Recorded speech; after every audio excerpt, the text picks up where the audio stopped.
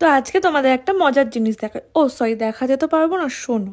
আমাদের পাড়ায় না কোনো লাইট লাগানো হয়েছে, না কোনো প্যান্ডেল তৈরি হয়েছে, কিন্তু শুনতেই পেলে তো কি গান চলছে, মানে ভাসান ডান্স বলো, ভাসান সং বলো, অল টাইম চলছে। তো যাই হোক, আমি এখানে রেডি হয়ে গেছি, একটু বেরোনোর ছিল, তো আমি বেরিয়ে দেখতে পেলাম যে এখানে লাইট ফাইট সব লাগানো হয়েছে। তারপর আমি ক্লাবের একটা ভাইকে ডেকে জিজ্ঞেস করলাম যে এখানে কি হচ্ছে। তখন জানতে পারলাম যে আমাদের পাড়ায় একটা দিদির মেয়ে হয়েছে, তো তার বর আমাদের এই ক্লাবেই থাকে, তো সেই উপলক্ষেই জাস্ট একটা ছোট্ট পার্টি রাখা হয়েছে। যাই হোক, সেদিন ছিল ধনতেরাস, আর আমরা প্রতি ধনতেরাসে একটা হলেও ঠাকুর কিনি।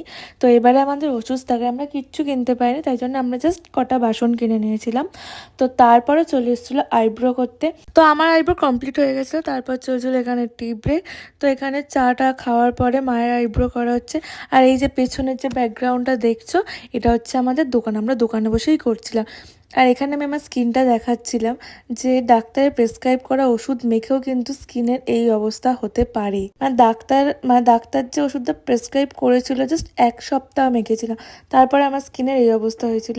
মানে এতটা পরিমাণে ডাল হয়ে গেছিলো, এত একনি হচ্ছিলো, মানে কি বলবো। আজকে আমার ডিনারে ছিল ওটসের ছিল, মানে আমার পছন্দের একটা খাবার। ওটস তো শুধু খাওয়াই যায়, বাট ওটসের ছিল আমার আলাদা লেভেলের লাগে। তোমরা কারা কারা ওটসের ছিল আমাকে অবশ্যই জানিও। হ্যাঁ, হয়তো এটা অনেকে ওয়েট লসের জন্য খায় বা ওয়েট মেনটেনের জন্য খায়, আমি জানি না কেন, আমার এমনিই খেতে ভালো লাগে।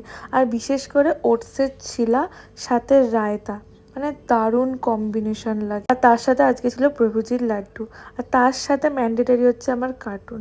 মানে কার্টুন আমাকে দেখতে হবে, কার্টুন না দেখলে আমার খাওয়াটা ঠিক জমে না। আর সব খাওয়া শেষে লাস্টে ছিল অরুণ আইসক্রিম।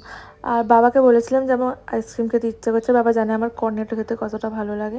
ব্যাস, কর্নেটো নিয়ে চলে এসছে। তো আজকে এই পর্যন্তই, টাটা।